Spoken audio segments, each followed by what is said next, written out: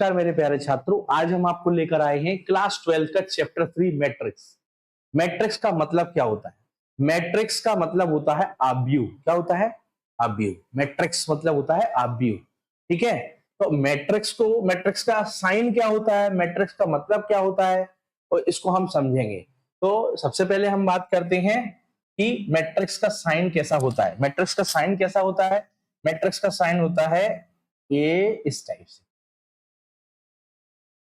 Matrix का sign होता है ये। हमने मैट्रिक्स में आपको क्या बताया? मैट्रिक्स का साइन इस टाइप से होता है। अब इसमें क्या होता है? इसमें होता है सबसे इंपॉर्टेंट, पहला होता है इसमें रो और दूसरा होता है इसमें कॉलम। अब रो और कॉलम क्या होता है? जैसे लिखा हुआ है A11, A12, A13 dash dash dash, A21, A22, A23, A31, A32, A33, इस तरह से। तो ये जो इस टाइप के फॉर्म में जा रहा है आपका, इसको बोलते हैं रो। क्या बोलते हैं? रो। R1, ये R2 और ये है आपका R3। R1, R2 और R3 रो। और जो खड़े में है, सीधी लाइन में है, जो इस टाइप से चल रहे हैं, ये इस टाइप से देखिए मैंने बनाए हैं, ये है कॉलम C1, C2 और C3, इस तरीके से। तो ये कॉलम और रो का आपका इंट्रोडक्शन है। सबसे पहले हमें पता करना है कि मैट्रिक्स कितने बाई कितने का है।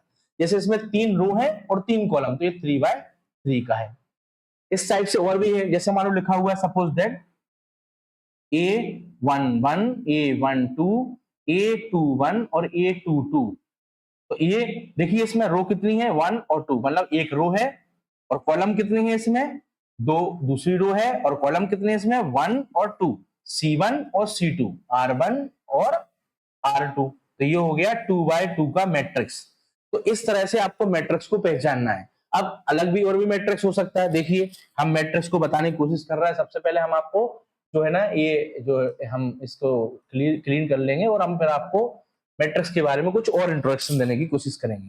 देखिए ध्यान से, अब जैसे मान लो लिखा हुआ है सपोज दैट 1, 2, 3, 4, 5 और 6। अब ये कितने बाई कितने का मैट्रिक्स है? ये मैट्रिक्स है 1, 2, 3। इसमें कॉलम C1, C2 और C3 है और रो कितनी है? R1 और R2 है। तो ये कितने बाई कितने का है? रो कितनी है? 2 और कॉलम कितने हैं? 3। तो हम बोल सकते हैं 2 रो और 3 कॉलम। समझ गए ना? 2 रो और 3 कॉलम, तो 2 बाई 3 का मैट्रिक्स है।